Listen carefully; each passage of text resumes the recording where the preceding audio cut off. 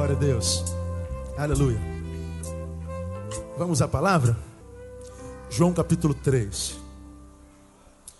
2 Timóteo. Meu Deus, hoje de manhã foi terrível, né, cara? Eu preguei em Marcos, falava Lucas o tempo inteiro. Agora eu estou em Timóteo. Quem foi que se meteu aqui agora? João já foi embora lá, né? 2 Timóteo capítulo 3. 2 Timóteo capítulo 3 é uma biografia do homem do tempo do fim. É uma biografia do homem que habitaria os últimos tempos. E Timóteo, pelo Espírito Santo de Deus, nesse capítulo diz assim, veja se não está escrito assim na sua Bíblia.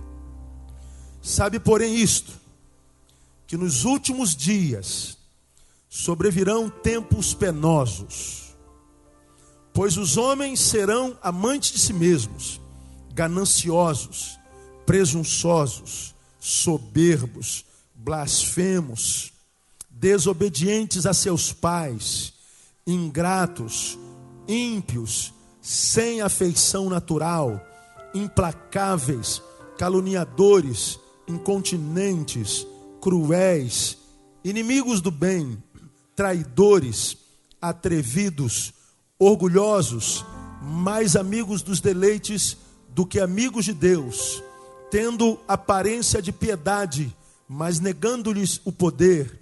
Afasta-te também desses. Olha o que a Bíblia está falando aí. Os últimos tempos seriam tempos, o que, irmãos? Como é que seriam os últimos tempos? Diga, penosos. Penosos. Tem outra versão aí? Como? Trabalhosos. Trabalhosos, ou seja, muita dificuldade. E ele está dizendo por que os últimos dias seriam trabalhosos, de muita dificuldade. Os dias seriam penosos, os dias seriam de muito má qualidade. Ele está dizendo que quando nós fôssemos caminhando para o final de tudo, os tempos do fim, a vida se tornaria uma vida muito difícil de ser vivida. Nós muitas vezes veríamos do lado de fora de casa e muitas vezes do lado de dentro da casa, situações que nós jamais poderíamos imaginar alguns anos atrás. Ele está dizendo que isso aconteceria no tempo do fim. Portanto, esse texto diz que do tempo em que ele foi escrito e que fosse caminhando para o final, a tendência era que a qualidade de vida fosse se deteriorando cada dia que a gente acordasse. Ele está dizendo que à medida que nós fôssemos nos aproximando do fim de todas as coisas, os dias iam ficando cada vez mais difíceis de viver. E quando a Bíblia fala sobre isso, diz qual é a razão disso. É por causa da qualidade de seres humanos que habitariam o tempo do fim. Ele está dizendo, portanto, que esse capítulo nada mais é do que a revelação de duas verdades que nós não podemos desprezar.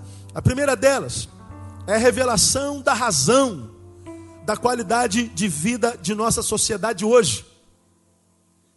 Estava ali vendo algumas notícias mais cedo lá na internet e acabei de ver uma notícia em que um menino de 22 anos matou ontem seus pais, suas duas irmãs, a paulada. Ele tem 22 anos, matou uma irmã de 21, uma irmã de 18 e os pais. Depois botou um lençol sobre eles e foi para casa da namorada. Foi namorar, foi beijar na boca. Quando a polícia chega até lá, pergunta onde é que estão os pais deles. Ele diz, meus pais estão viajando, mas o corpo da família estava lá. Banhadas, deitados em poças de sangue. E ele estava lá beijando na boca. Aí eu estava lendo, qual foi a razão do crime? A irmã dele chegou mais tarde de uma festa. Ele estava dormindo. E a irmã acendeu a luz do quarto. E ele começou a discutir com a irmã. E a irmã começou a discutir com ele. E ele foi tomado por uma ira, matou a irmã. Matou o irmão que se meteu. E depois matou o pai e a mãe. Pergunto, Uma mente humana pode prever, antever um crime como esse? Existe possibilidade da gente imaginar que uma família que convive há 20 e tantos anos, pai, mãe, uma família comum, uma família regular, possa imaginar que um dos filhos possa cometer uma barbaridade dessa? Nós vivemos um tempo de barbaridade, de calamidade, todo dia a gente tem contato com essa desgraça que está aí, sobre a qual eu prego quase todo domingo, e que tem a capacidade de nos adoecer, e tem nos adoecido. Aí quando eu olho esse capítulo, eu vejo Timóteo dizendo como seriam os últimos tempos, quais são as características das pessoas que habitariam o tempo do fim. Então esse texto aqui, primeiro, é a revelação da razão da qualidade de vida de nossa sociedade hoje. Por que a nossa sociedade está tão mal? Por que essa cidade linda anda tão maldita? Por que essa cidade tão bela enquanto geografia está tão horrível enquanto humanidade presente e habitante? Por que a qualidade da qualidade de vida da sociedade está tão mal? Por causa do caráter do homem que compõe tal sociedade. Por que o mundo é como é? Por causa daqueles que habitam esse mundo. E ele está falando isso. A segunda coisa que esse texto revela, esse texto nos dá a revelação de que estamos não muito longe, portanto, dos últimos tempos, dos últimos dias. Pois tal qualidade de vida se estabeleceria exatamente quando nós estivéssemos caminhando por final. E aí ele diz que os habitantes do tempo do fim, muitas vezes nós não acreditamos que isso aqui pode acabar, nós não acreditamos que isso aqui pode desmoronar, a gente nunca concebe ou desacredita que hoje há armas no mundo, que se um doido desse apertar um botãozinho, ele tem arma para implodir esse planeta 2, 3 vezes ao mesmo tempo. A gente esquece que nós somos um microplaneta no universo que Deus criou. E um meteorito desses gigantes, que viajam a bilhões de quilômetros por hora no cosmos, se vier no rumo da Terra, uma batida de um meteoro desse pode acabar com a nossa criação. Então muitas vezes quando nós pensamos no tempo do fim, nós achamos que o fim chegará porque um vai matar o outro. Aí a gente fica pensando, meu Deus do céu, são 7 bilhões de seres humanos, até matar todo mundo vai demorar muito tempo ainda. E nasce gente todo dia, nasce centenas, milhares de pessoas todo dia. E a gente imagina que esse negócio de fim é coisa de crente maluco, é coisa de gente que recebeu a lavagem cerebral. Então esse negócio de fim não existe. Agora, a Bíblia diz, primeiro, que um fim existe. Aqui ele está dizendo, no tempo do fim, quando nós estivermos próximos do cessar da história humana, portanto ele está dizendo, há um dia em que o fim será estabelecido. De que forma? Não sei. Ou talvez saibamos, porque Pedro diz que os elementos ardendo o quê? Se desfarão. Não é isso que está lá em Pedro, irmão? Você quer ver uma coisa curiosa? Quando a bomba de Hiroshima caiu lá em Hiroshima, destruiu a cidade, em Nagasaki, uma coluna de quase 2 quilômetros foi erguida de fumaça, e no interior da bomba e da chama que aquela bomba produziu, aquela bomba atômica, no seu interior, dizem especialistas, foi produzida um calor tão grande que se assemelhava a 580 mil graus Celsius. 580 mil graus. É uma coisa assustadora, nossa mente não consegue captar, cooptar. Agora veja, 580 mil graus, ou algo em torno disso, não foram capazes de destruir a cidade enquanto solo, enquanto terra. Destruiu os prédios, destruíram as casas, matou milhares de pessoas, mas 50 anos depois, o que aconteceu em Nagasaki? Já está completamente de pé, com uma tecnologia muito mais avançada do que a maioria dos países que já existe há 500 anos como os nossos, e já volta a viver uma qualidade de vida enquanto economia muito melhor do que a nossa. Um país que foi construído e reconstruído em 50 anos de forma muito rápida. 580 mil graus não foram capazes de destruir os elementos que compõem o humus, a terra. 580 mil graus não foi capaz de destruir aquilo que compõe a matéria. Tanto é que foi tudo reconstruído de novo. Pedro diz que os elementos ardendo se desfarão. E quando a gente se lembra do tempo de dilúvio, Deus disse e nos deu um sinal através do arco-íris, que ele nunca mais destruiria a terra como mesmo, irmão? Com água. Se a destruição não vem por água, provavelmente a destruição venha pelo quê? Pelo fogo. Se você estuda a tecnologia armamentista do Brasil, o poder beligerante do mundo, se você estuda o que nós temos enquanto arma, algumas armas que os países bélicos, os países que amam a guerra, têm produzido. Há bem pouco tempo atrás, a Coreia do Norte fez experimento com armas nucleares. E aqueles mísseis que eles lançaram enquanto apenas um ensaio do que eles podem fazer, é uma arma que eles podem atirar daqui e atingir uma mosca a 2.000 quilômetros de distância. Eles podem, pelo satélite, mirar numa latinha de Coca-Cola, portanto, lá na cidade de Rio Grande, ou então lá na cidade do Chuí, 2.200 quilômetros daqui, e ele pode atirar daqui do Rio de Janeiro uma arma e acertar uma latinha lá no Chuí. Como é que pode um negócio desse? Eu estava indo para casa essa semana e vi na estrada do Catonho, que vai para Taquara, um sítio do lado esquerdo dizendo vendo. E eu sonho com um sítio para a nossa igreja. Um lugar onde a gente possa passar um tempo bom, como família e como igreja. Eu sempre tive curiosidade de saber como é que é aquele sítio. Você, vindo para cá, você sobe e vai lá para o alto. Eu ia falar, você sobe e vai lá para o alto, mas se sobe, só pode ir lá para o alto, não tem jeito. Então você vai lá para cima. Eu fico imaginando como é que esse negócio lá em cima, eu já tive vontade de entrar ali, mas nunca tive coragem. E a única vez que eu tive coragem, eu bati, não tinha ninguém. Eu falei, não volto mais. Aí o que eu fiz? Eu fui lá no Google Earth. Quem conhece Google Earth aí? A maioria de nós. Aí você pega a fotozinha do satélite e você bota lá, Estrada do Catonho, Taquara. Aí você vai clicando, o satélite vai aproximando o que você quiser.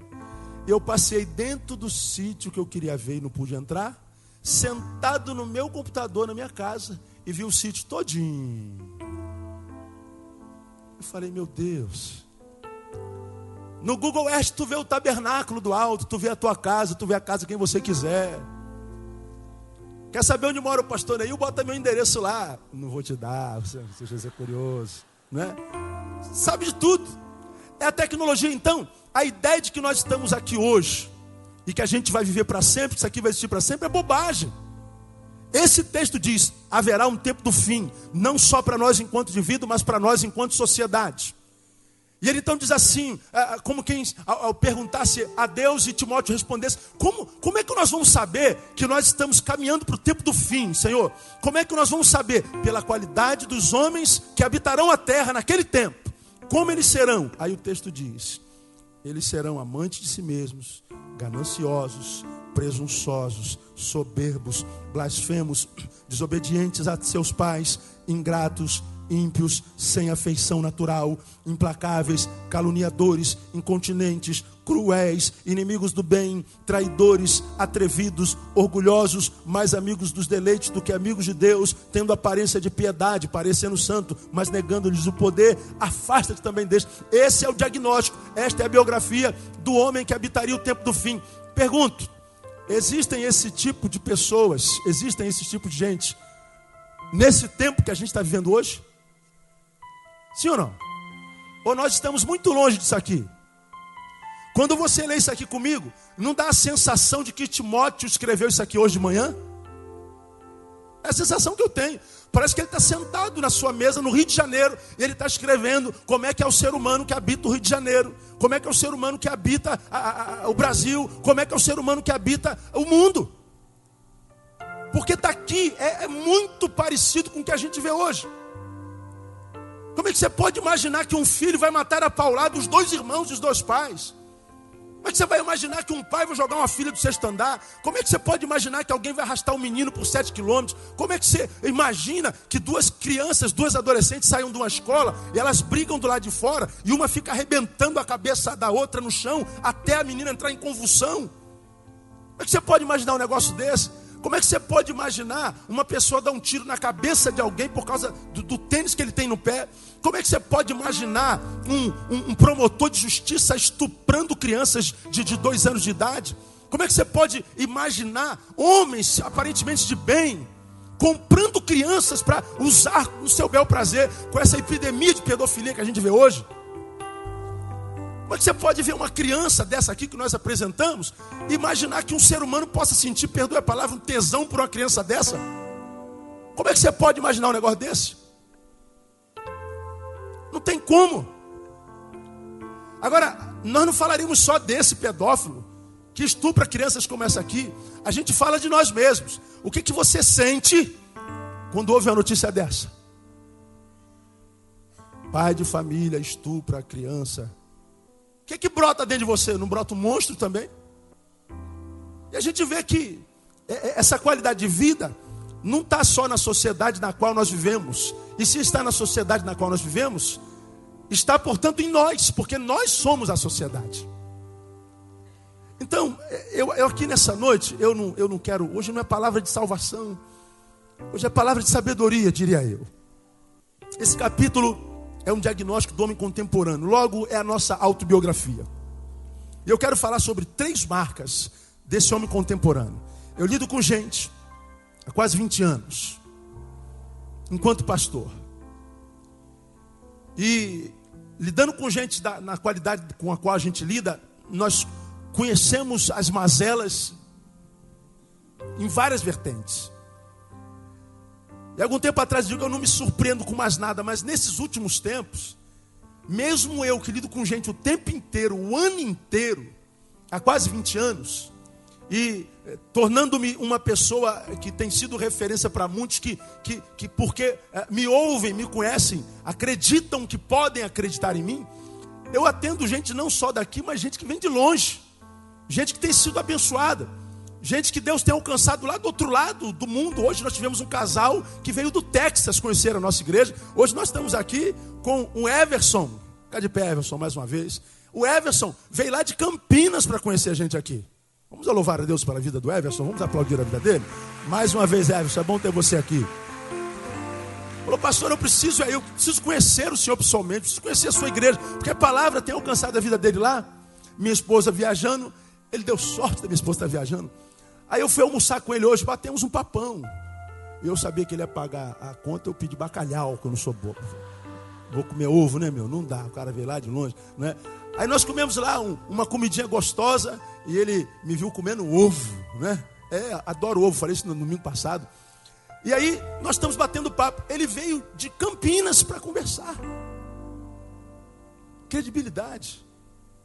E quando uma pessoa confia, acredita, ela abre o coração, porque pessoas em quem possamos confiar hoje é a coisa mais rara do mundo. E se nós não temos em quem confiar de fato, de verdade, o que acontece? Nós não abrimos corações. E quem não abre coração, entulha o coração. Ele vai carregando pedras, ele vai carregando problemas que vão se somando a outros problemas não resolvidos, que somados a outros problemas não resolvidos, ainda que probleminhas pequenos, porque não são resolvidos, acoplados e unidos a outros probleminhas não resolvidos, se tornam um problemão e a vida se torna pesada, a vida se torna insuportável. Agora, quando a gente tem quem confiar, a gente abre o coração. Quando a gente descobre que existem pessoas no mundo que ainda têm ouvidos misericordiosos, essa pessoa vai ter sempre uma fila de gente querendo falar com ele por causa do ouvido dele, que é misericordioso. Vai ouvir sem estabelecer juízo, sem julgar, sem pré-julgar, sem espalhar o que ouviu. E aí 20 anos nós temos vivido dessa forma. E a gente ouve de todo tipo de desgraça. E às vezes, muitas vezes a gente pensa assim, cara, acho que eu já ouvi de tudo. Mas toda semana eu sou surpreendido com uma coisa pior ainda. Por causa do tempo do fim, por causa desse diagnóstico, dessa biografia dos homens que habitariam os últimos tempos. Bom, se eu sei que na minha geração os homens seriam assim, e tenho de Deus o privilégio de saber que assim seriam, o que eu tenho que fazer? O que você tem que fazer? Nós temos que discernir o nosso tempo, e uma vez que Deus já nos revela como é que seria esse tempo, temos que criar mecanismos de defesas para que nós possamos sobreviver a esse tempo sem enlouquecer nesse tempo. Se Deus me revela que o homem da minha geração seria assim, e eu, como cidadão dessa geração, olho para o lado e vejo que são assim de fato e de verdade, o que eu tenho que fazer enquanto ser pensante? O que você tem que fazer enquanto ser que raciocina? Ora, meu Deus, eu tenho que tomar alguns cuidados na vida, porque senão a minha vida vai sendo adoecida todo dia, adoecida todo dia, adoecida todo dia.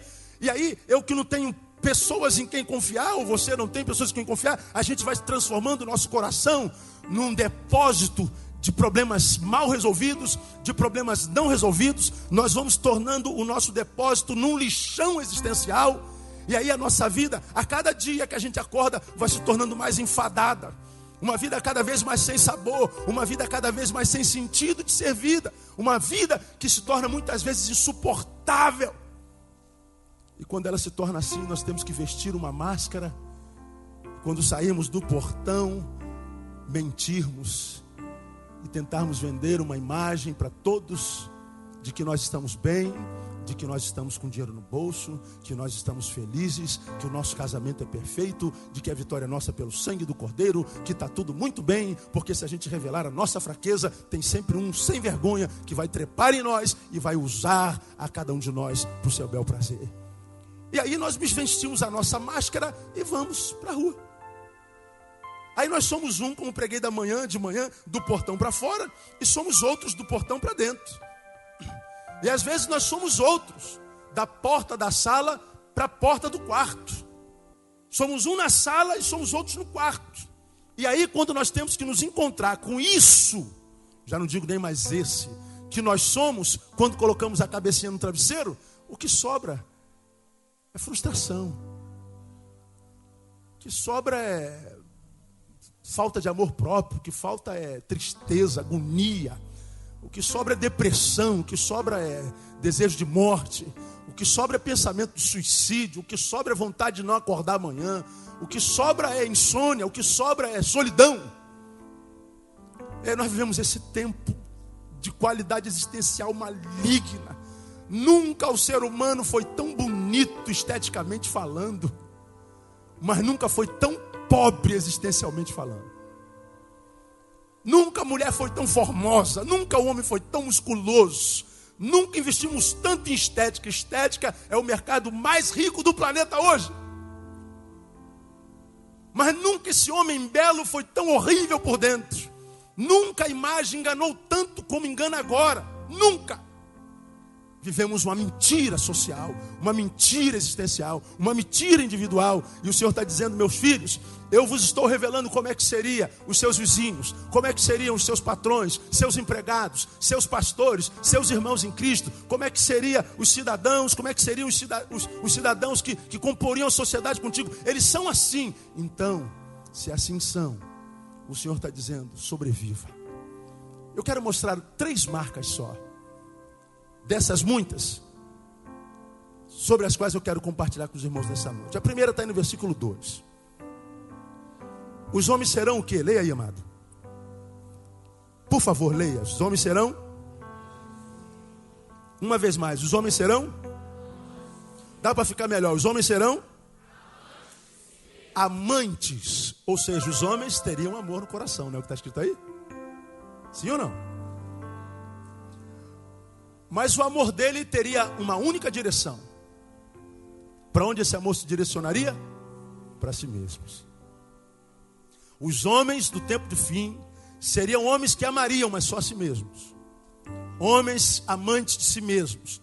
Eles são pessoas cujo amor só tem uma direção, é o amor por si mesmo. Isso eu denominei de narcisismo epidêmico. Narciso é aquele que se olhou enquanto espelho na lagoa e se apaixonou por si mesmo. E aí você pega Caetano Veloso, que diz que Narciso não ama nada mais além do que espelho. Ele é um ser que só está voltado para si, e um ser que só olha o seu umbigo um ser que ama só o que ele é, que ama só o que ele tem, um ser que não reconhece nada que seja além do que eu, um ser que não conhece a realidade do nós e nem do tu, um ser que excluiu tudo isso do seu vernáculo, da sua relação. Tudo que ele conhece é eu. Ele é um eu-ólatra, viciado em si mesmo. E um egoísta, um eu-ólatra, um viciado em si mesmo, ele é um ser com quem nós não podemos contar, porque para os amantes de si mesmos, quem não é eu não existe. Isso aqui é a revelação de um egoísmo extremado. Isso aqui é a revelação de que nós chegaríamos um tempo onde nós não teríamos mais a relação que a psicologia chama de empática, empatem, sentir com. Nós não viveríamos mais a realidade em que o Vitor sente dor, o Vitor passa por problema, e eu tenho uma relação tão empática, tão profunda com ele, que a dor do Vitor passa a ser a minha dor. De modo que se a dor dele é minha dor, enquanto ele sente dor, eu sinto dor. Como ninguém gosta de sentir dor, nós iríamos ajudar o outro a vencer a dor dele. Portanto, ele está dizendo, acabaria a relação empática. A ideia da visão dos 3 mosqueteiros, que dizia o que mesmo, irmão? Um por todos, e todos por um, ficaria só lá. Agora é cada um por si. Se vira. Ora, qual é o resultado disso? Indiferença. Nós viveremos um tempo de indiferença.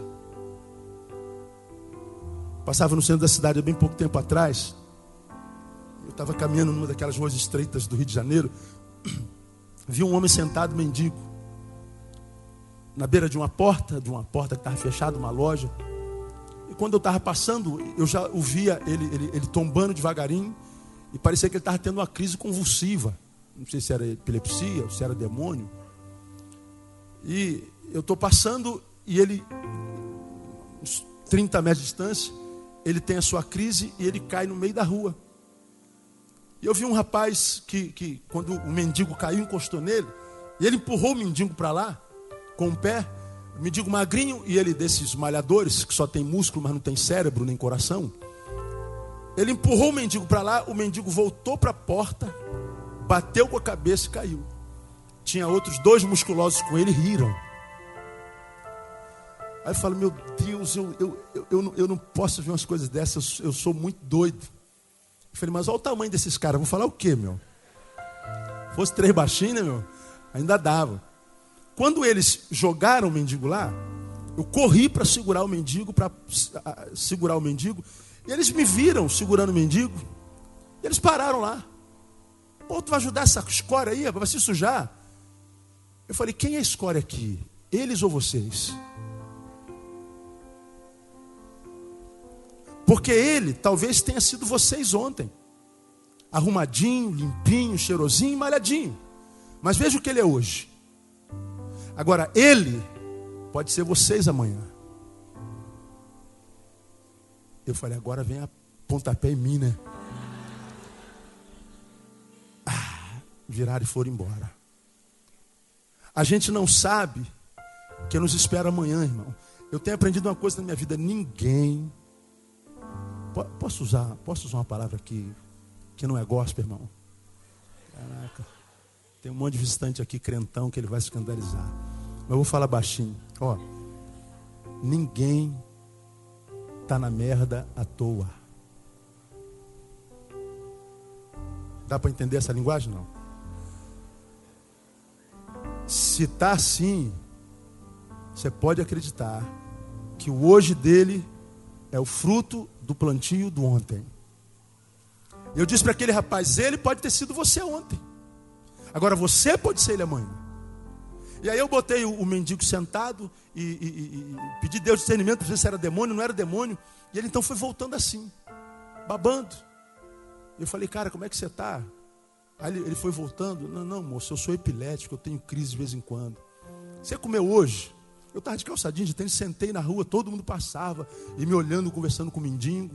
Deve ser outro doido aí também. Você comeu hoje?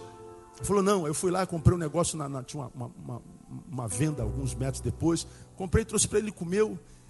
E ele então, quando eu me levantei, eu falei, Deus te abençoe, olha, Jesus ama você. Eu dei uma palavra de Deus pro coração dele. Quando eu levantei, ele segurou na minha mão e ele falou uma coisa que eu nunca mais vou me esquecer. Ele disse o seguinte: eu não recebo uma expressão de carinho há mais de 20 anos. E ele se sentiu amado por causa de uma coxinha.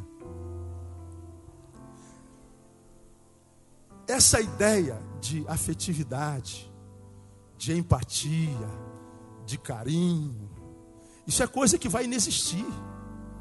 Porque a marca do homem que é amante de si mesmo é indiferença. A sua dor para o próximo não interessa. O que você está passando não me interessa, porque a minha dor também é grande. Se vira. Agora, amado, se isso está na Bíblia, esse homem amante de si mesmo seria o cidadão do tempo do fim, e o resultado deste homem é indiferença, qual é a lição para a nossa vida, portanto? Quer dizer que, embora precise muito do próximo, eu não posso depender dele completamente. Vou repetir, isso quer dizer que, embora precise muito do próximo, preciso depender menos dele. Esse irmão que está do seu lado, ele é uma bênção na sua vida, ele vai orar por você durante essa semana, ele orou por você hoje. Agora, não dependa dele sempre. Não espere que sempre haverá alguém com a mão estendida para você. Não espere que haverá sempre um telefonema que vai chegar até o teu lugar de desespero. Não pense que vai ter sempre uma pessoa visitando você na tua casa. Não pense que haverá sempre um cidadão para socorrer você nas horas mais difíceis da sua vida. Porque vai chegar um momento que nós não teremos mais isso. E o Senhor está dizendo o seguinte: então aprenda a depender mais de Deus do que dos homens. Porque quando um pai coloca um filho no mundo, coloca um filho no mundo para ser campeão e não para ser o assassino de si.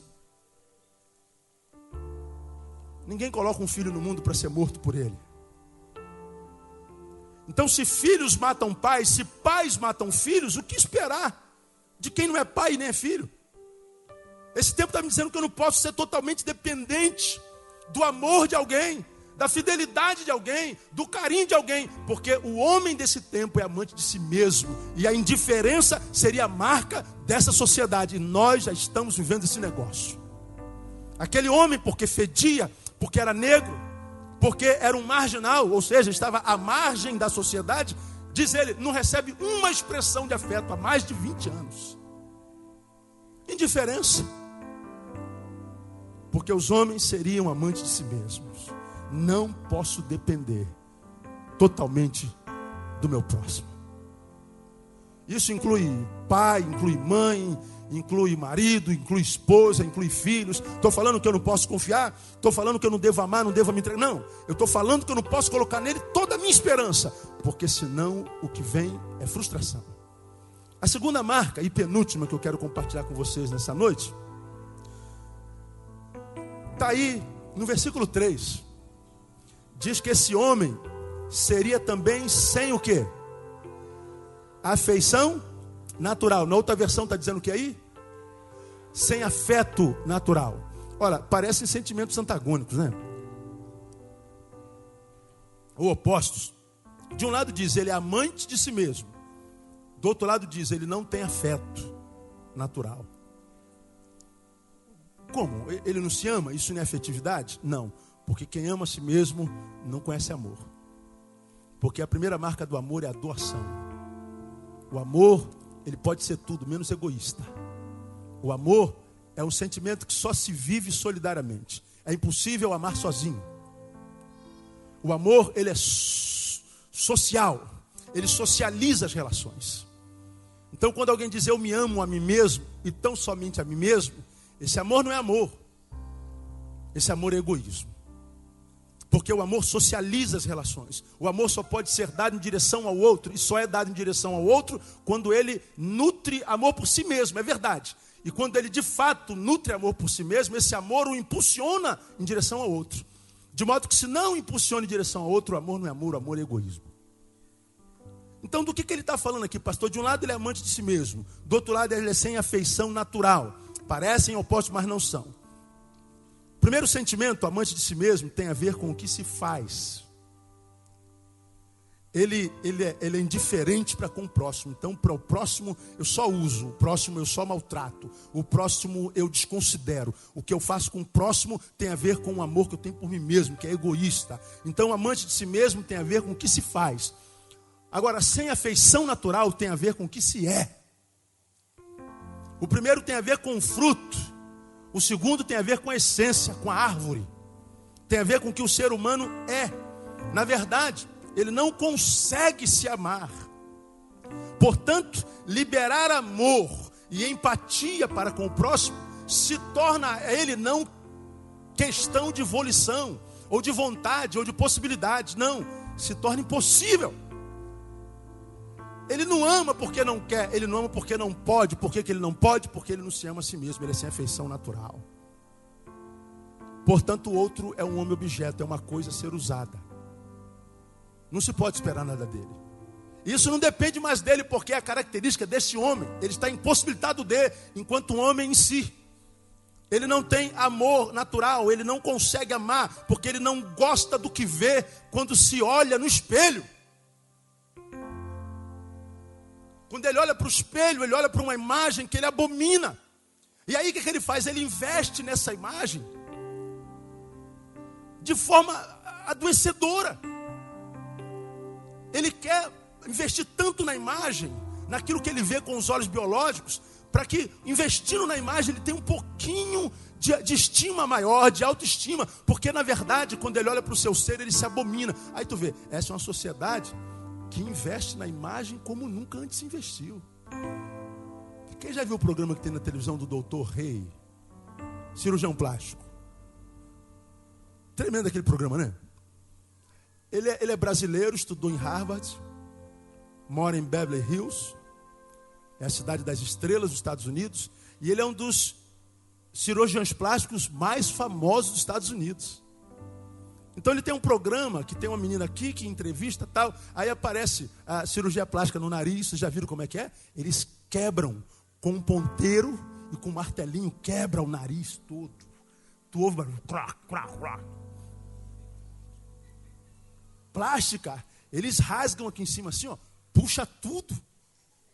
Cara, o cara para ser médico tem que ter estômago, meu, porque é complicada a coisa.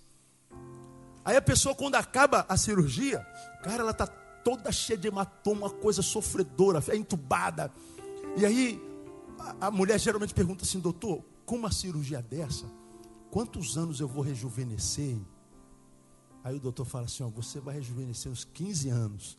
E o pior é que ela acredita, cara, isso aqui é triste, não é? Ela acredita, mano. Aí ela faz a cirurgia. Quando ela está melhorzinha, já desinchada, ela vai para o espelho com aquela verdade que ela queria ouvir, portanto, com a qual ela se identificou e que já se tornou verdade no íntimo dela. De modo que se tornou verdade no íntimo dela, os olhos dela verá segundo aquilo que ela vê dentro. Aí ela pode ir para o espelho, ela pode não ter rejuvenescido nem 3 meses. Mas o médico disse que ela rejuvenesceria 10 anos. Quando ela olhar no espelho, ela vai ficar estupefata. Oh, caramba, é verdade. Rejuvenesci 10 anos. Aí ela corre para a casa das amigas. Aí, se uma amiga que não sabia que ela ia fazer plástica, olha para ela e não percebe que ela fez plástica, ela perde a amiga. Como é que você não percebe que eu rejuvenesci 10 anos? Você rejuvenesceu quanto mesmo? 10 anos. Você não está vendo, não? Tô, claro que eu tô. Não vou perder uma amiga. Mas a ideia é como é que a pessoa gasta milhões para tentar voltar a um tempo que era melhor do que hoje. E quando é que a gente quer voltar a um tempo que foi melhor do que hoje? Quando nós estamos admitindo que o tempo de hoje é um tempo ruim. É um tempo holográfico, de imagem. É um tempo só de estereótipos. E nós vivemos um tempo onde as pessoas gastam milhões para ficarem bonitas, porque quando elas se olham no espelho, elas não conseguem lidar com o pé de galinha, não conseguem lidar com estria. Tem alguém com estria aqui? Tem mulher aqui com estria hoje? Não vieram hoje. Deus tinha que trazer as mulheres com estria aqui hoje. Elas precisavam ouvir esse negócio, mas hoje ninguém veio com estria, cara. Tem outro, tem estria, tem mais o que mesmo? Celulite. Tem alguém com celulite aqui? Não vi. Hoje não veio ninguém com celulite. Que pena, rapaz. Puxa vida. Aí a mulher tem uma celulitezinha assim na coxa. Nunca mais usa biquíni. Aí tu vai pra praia, tu encontra as mulheres de shortão. Você pode crer que está com problema de imagem. Eu já preguei aqui outro hora. Eu gosto quando eu vou para a praia, irmão. Eu vejo aquela mulher gordona. Aquela banha caindo. Ela bota o biquíni dela. E ela entra na água.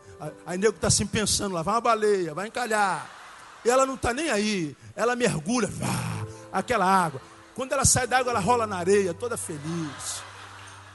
E não está nem aí, cara. E ela vai e abre a panela com farofa, com galinha. Nem aí.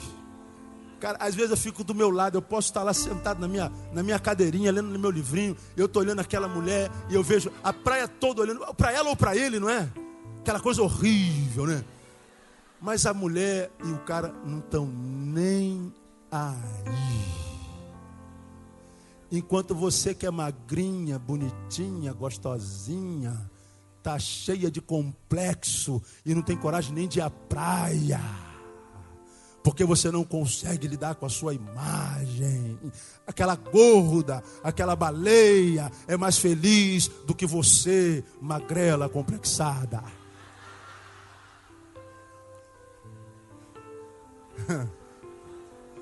Diga assim, fala, Jeová.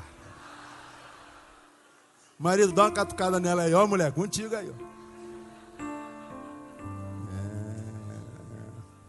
Imagem. Ele é infeliz. E aí eu preciso investir do lado de fora, para que quem sabe o que está do lado de dentro não reverbere com tanta propulsão, com tanta profusão, como está reverberando na minha vida até hoje. Eu não me suporto. Essa é a marca do homem contemporâneo. Essa é a marca do indivíduo. Ana Paula Arósio outro dia disse na novela: estou muito feliz. E uma pessoa feliz quer ver todo mundo feliz. Eu anotei. É verdade. Uma pessoa feliz adora ver a outra feliz. E elas compartilham a felicidade. Agora, isso é uma realidade da nossa vida hoje. Você vai contar uma vitória tua, irmão. Você vai contar que você foi promovido no trabalho. Você vai contar que comprou um carro novo. Você vai contar para o teu melhor amigo que ganhou aquela menina que você estava doido para namorar, apaixonadão. Aí esse cara, eu consegui a minha menina. Se ele tivesse sem namorada, ele vai jogar um balde de água fria sobre a tua vida. Hoje nós temos que ter muito cuidado com aquele que a gente compartilha as nossas vitórias. Porque eles é igual aquele cara da Praça é Nossa. Como é o nome dele? Do zoião. Como é o nome dele? Seca pimenteira. Olho grande. Estou falando alguma besteira, não? Você conhece alguém que tem olho grande? Conhece ou não conhece? Invejoso? Tem. Então você tem que ter coragem. Muitas vezes nós temos que viver a nossa vitória sozinho. Ou compartilhar com um ser humano que você sabe que está conseguindo sobreviver a esse negócio aí, ó. Porque senão eles conseguem roubar a alegria da nossa vitória. Eles conseguem secar o sorriso do nosso lábio. Eles conseguem tirar a alegria do nosso coração, da nossa alma. Então, se essa é a realidade do homem sem afeição natural, não é? Se a sua produção é o contrário, o feliz quer ver todo mundo feliz, o infeliz sofre com o quê? Com a tua felicidade. Não conta para o infeliz que você está feliz. Não conta para alguém que está com a vida toda embaraçada que você conseguiu desembaraçar a tua. Qual o resultado disso? Inveja. E o que é inveja? Já preguei sobre isso aqui. Todo mundo pensa que inveja é querer ter o que outro tem. Olha, eu estou vendo a sandália da Priscila. Puxa, aquela sandália da CSN. E aquela calça é da Oboy. Misericórdia, Oboy é caro para burro. Eu tenho 2 adolescentes em casa. Aí, aquela camisa, aquele tênis é da Nike. Pô, eu queria um tênis daquele lá. Eu queria um tênis daquele lá. Aí você fala, isso é inveja. Não, isso não é inveja. Às vezes a vitória do outro me anima para correr atrás também e conseguir o que ele conseguiu. Pode ser positivo querer o que eu tenho. A inveja é mais danoso, é mais desgraçado, é mais maligno. A inveja é o seguinte: a preta tem uma coisa que eu não tenho. E o invejoso quer, portanto, que a preta perca o que ela tem. Porque para o invejoso dói mais o sucesso do outro do que a sua própria desgraça. Invejar é não querer que o outro tenha o que eu não tenho. Isso é maligno. Eu não me importo de ser miserável, desde que ele continue miserável também. Eu não me importo de ser infeliz, desde que eles estejam infelizes também. Eu não me importo de viver na lama, desde que eles também estejam na lama. Porque se eu estiver na miséria e ver alguém prosperando, isso gera tristeza em mim. Aconteceu bem pouco tempo numa das nossas igrejas. Um irmão ganhou um presente muito precioso. O colega dele lá de ministério, depois de algumas semanas, veio: rapaz, eu estou morrendo de inveja de você, eu não consegui me alegrar com essa bênção que Deus te deu. E eu falei assim: pastor, tira ele do ministério agora. Não quero mais ele subindo no púlpito dessa igreja aí. Porque se alguém não consegue celebrar a minha vitória, vai celebrar a minha derrota. E eu não quero andar com gente que usufrui, ou melhor, desenvolve o ministério do diabo do meu lado. E o diabo vem para quê? Matar, roubar e destruir. Quando alguém celebra a tua destruição, esse alguém está exercendo o ministério do diabo na tua vida. Afasta-te dele. Porque o resultado do homem que é sem afeição natural é a incapacidade de celebrar a vitória que não seja sua. Isso é inveja. Se isso é uma realidade, qual é a lição de Deus para nós? Se faço parte de uma geração que não se ama, devo sobre todas as coisas desenvolver amor por mim mesmo. E isso se chama amor próprio. Porque se eu me deixar persuadir e adoecer com essa gente com a qual me relaciono, eu daqui a pouco estou como ela. Porque você quer saber quem é quem? Olha para aqueles com quem ela se relaciona. Tem dúvida, minha jovem adolescente, sobre quem é o seu namorado? Olha para os amigos dele. Olha com quem ele anda. Você tem dúvida, irmão, de quem é a tua namorada? Se ela é boa mesmo, se ela não é? Dizem que ela não presta, mas alguns dizem que presta. Você não sabe quem é que está falando a verdade? Veja com quem ela anda. Veja quem exerce influência sobre ela. Veja os valores e princípios. Você não erra. Não erra. Como já foi dito aqui, uma pessoa que vive uma vida errada nunca trairá uma pessoa certa. Porque se eu vivo uma vida errada e atraio uma pessoa certa, porque ela é certa, quando descobre que eu sou errado, ela vai embora. Agora, se eu sou errado, eu atraio sempre gente errada, porque um errado autentica o erro do outro. Todavia, o oposto também é verdadeiro. Se eu sou uma pessoa que vive uma vida certa, eu nunca vou atrair uma pessoa errada, porque se eu que vivo certo atraio uma pessoa errada, quando essa pessoa errada souber que eu ando certo, o meu acerto vai denunciar o seu erro, então ela se afasta. Agora, quando eu sou certo e atraio uma pessoa certa, os certos celebram a vitória um do outro. E a gente então vai caminhar na luz, e na luz Deus vai nos abençoar e nos honrar porque nós andamos certos. Agora, quando é que a gente anda certo? Quando a gente se ama. Quando nós temos amor próprio, quando nós temos afeição natural. Agora, nós somos seres humanos, e os seres humanos, ele nasce com a essência do amor, mas se nós não ensinarmos a amar, ele vai aprender a odiar sozinho. Amor se aprende, e amor se aprende na convivência, na relação, porque senão o que prevalece é ódio. Por último, quero desenvolver com você uma última marca. Versículo 4. Lá no finalzinho, depois de orgulhoso, diz: mais amigos dos deleites do que amigos de Deus. Mais amigos dos deleites do que amigos de Deus. Isto é a confissão explícita da falência do caráter espiritual da sociedade. Porque Deus em Cristo Jesus diz: busca primeiro o que, irmão? Reino de Deus, ou seja, as coisas espirituais, as coisas de Deus. Porque se nós buscarmos primeiro o reino de Deus, a gente não precisa se preocupar com coisas. Porque todas as outras coisas nos serão acrescentadas. Então, busca primeiro o espiritual. Porque o espiritual tem prioridade na vida de qualquer ser que foi criado à imagem de Deus, que possui a imago Dei, portanto. Você já aprendeu aqui, você não é um corpo que possui uma alma, você é uma alma que possui um corpo. Deus, quando criou o homem do pó da terra, ele se tornou um corpo, mas não saiu andando. Ele só se tornou um ser vivente quando Deus soprou do seu próprio fôlego, da sua própria vida, naquele corpo inerte. E quando aquele homem se levantou, Deus disse que o homem tornou-se alma vivente. Nós somos uma alma que habita dentro desse tabernáculo, dentro desse corpo. Esse blazer é a roupa do meu corpo, o meu corpo é a roupa da minha alma. De modo que o meu corpo revela o que eu sou e o que eu estou sentindo. Já falei sobre isso aqui. Se você olha para mim e me vê fazendo assim, eu olho pro Kleber e falo assim, o que eu senti agora? Diga. Como é que você sabe? Eu não falei. Como é que você sabe que eu senti susto? O Vitinho vai, me conta um negócio aqui no ouvido e eu faço assim, ó.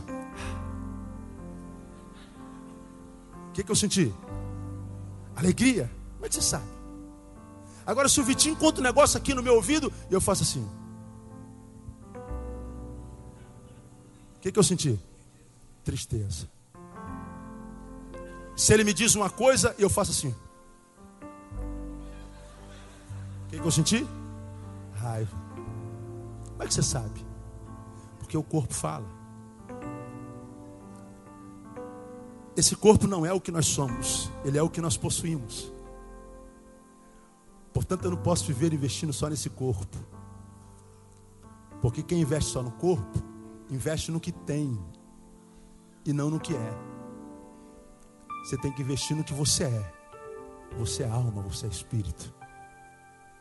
Esse texto diz que quando nós somos mais amantes dos deleites do que amantes de Deus, nós estamos dizendo que Deus para nós perdeu sentido. Esse texto está dizendo que é a falência dos valores espirituais, dos valores eternos, dos valores absolutos. O que vale é o que me dá sensação, o que me dá prazer, me faz me arrepiar. O que me faz é sentir gosto, gozo. O que importa é o que eu sinto, não o que eu sou. E a gente vive então numa sociedade que vai de prazer em prazer, de prazer em prazer, de prazer em prazer, porque o prazer está no que ele faz, não no que ele é. Ele sente prazer quando produz alguma coisa. Agora, quando ele está sozinho consigo, o que sobra é tristeza. E aí ele tem que estar trabalhando o tempo inteiro, fazendo de baile em baile, de rave em rave, de droga em droga, de experiência sexual. Ele tem que estar fazendo alguma coisa. Porque se pensa, sofre, eu não quero sofrer, então eu vou fazer. Aí repito o que eu disse de manhã, não sois máquinas, homens é que sois. Chaplin. Ninguém consegue fazer o tempo inteiro. Eu tenho que valorizar de novo as coisas espirituais, amados. Eu tenho que perceber e aprender que eu não sou um corpo, eu não sou osso, músculo, pele e seja mais o que. Eu sou um homem que tem alma, eu preciso investir nisso. Eu preciso tratar da minha vida espiritual. Os valores que fazem uma vida valer a pena são os abstratos, são os sobrenaturais. Quando a gente fala de amor, de saudade, de carinho, de afeto, de ódio, de amargura, nós estamos falando de coisas que habitam o nosso ser e que nós não podemos pegar, são abstratos. Então não adianta eu investir nesse corpo e não tratar daquilo que eu sou, um abstrato, um espírito, uma alma. Eu preciso retornar a Deus. Eu preciso voltar à minha fonte, à minha essência. Eu preciso voltar ao meu Criador. Eu preciso voltar de onde eu vim. Porque enquanto mais eu me afasto de Deus, mais essa sociedade permanece aí. Ser pai aqui, alguns pais estão aqui, estão sofrendo com seus filhos. E muitos deles estão sofrendo, sabe por quê? Porque quando a gente tem filho, a gente só quer preparar filho para o mundo. A gente quer que ele seja doutor, a gente quer que ele seja jogador de futebol, que ele seja médico. A gente bota ele no inglês, a gente bota ele na academia, a gente bota ele no curso do Senai, a gente bota ele na faculdade. E a gente só pensa no que ele poderá vir a ser, mas não pensa em educá-lo nos caminhos de Deus. Vocês pais não vêm na escola dominical porque quer dormir até mais tarde. Aí você não sabe que está roubando Deus do seu filho. Seu filho está dormindo até mais tarde, podia estar aqui. Tivemos um acampa dentro com mais de 100 adolescentes. E alguns pais não fizeram o menor esforço para trazer o adolescente. Os adolescentes foram enriquecidos em Deus e o seu continuou pobre. A gente paga muitos milhares de reais para que nossos filhos estudem na melhor escola, mas a gente não traz para a escola dominical. A gente quer que ela esteja se relacionando com os melhores amigos do mundo, mas não ensina a ser amigo de Deus. Aí os nossos filhos crescem como se não tivesse alma e nos surpreendem sempre negativamente. Qual é o resultado disso? Desprezo pelo sobrenatural. Nós não acreditamos em nada que nós não possamos pegar. Incredulidade crônica. E a incredulidade com relação ao sobrenatural nos leva ao imediatismo e ao materialismo. E o que é o materialismo? É o ter em detrimento do ser. E hoje a gente só quer ter dinheiro, angariar, investir, tênis de marca. Nós queremos o carro zero, nós queremos ter 3 carros, nós queremos morar na melhor casa. E às vezes numa casa que a gente nem usa a casa toda, de tão grande que ela é. Mas a gente compra a casa não para nós, compra para os outros admirarem. A gente compra carro não para a gente usar porque a gente precisa dele, mas para causar inveja no outro. A gente não usa tênis sem marca, porque o que vão dizer se eu usar um tênis sem marca? A gente tem o que não precisa. Materialismo. Fomos vitimizados por esse espírito materialista, que ao ter em detrimento do ser, aí vivemos uma sociedade onde eu tenho dito que existem pessoas tão pobres, mas tão pobres que tudo que elas têm é dinheiro, mas nada mais. Miseráveis ricos que são. Pobres ricos são os que habitam o tempo do fim. Termino com a lição disso tudo. Se isto é assim, materialismo, aprenda a remar contra a maré. Busque primeiro o reino de Deus, irmão. Invista no que você é, tua alma, no teu espírito, e você vai ver que você pode esquecer o teu corpo. Deus vai cuidar dos suprimentos do teu corpo. Foi por isso que Jesus, vendo o desespero do coração daquela sociedade, disse: por que estáis tão ansiosos? Não andeis ansiosos por coisa alguma. Vocês já viram as aves do céu? Não semeiam, não trabalham, não acordam cedo, mas vosso Pai Celestial as alimenta. Nunca se viu uma ave morrer de fome. Vocês estão vendo os lírios dos campos? Eu digo a vocês que nem Salomão, em toda a sua glória, vestiu-se como qualquer um deles. Então por que estás ansiosos pelo que vão comer, pelo que vão beber, pelo que vão vestir? Ele está dizendo o que você vai comer, o que você vai beber, o que você vai vestir, não é problema seu. O seu problema é buscar primeiro o reino de Deus. Porque se você investir primeiro no espiritual, o material é problema de Deus. Porque Ele disse que nós somos amados do seu coração. Amém ou não amém? Diga assim: eu sou amado do coração de Deus. Diga, irmão que está do seu lado: Deus ama você demais. E Ele diz assim, olha, terminou. Aos seus amados, Ele abençoa enquanto dorme. Então, irmão, vai dormir.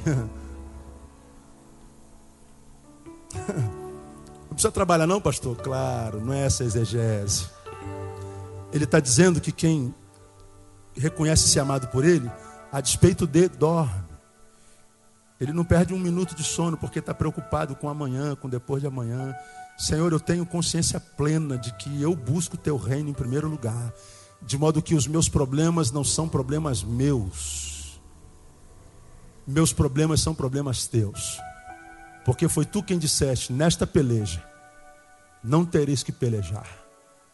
Postai-vos, ficai parados e vede o livramento do Senhor vosso Deus. Receba essa palavra como vinda do alto e que ela fortaleça teu coração. Aplauda Ele bem forte, porque Ele diga: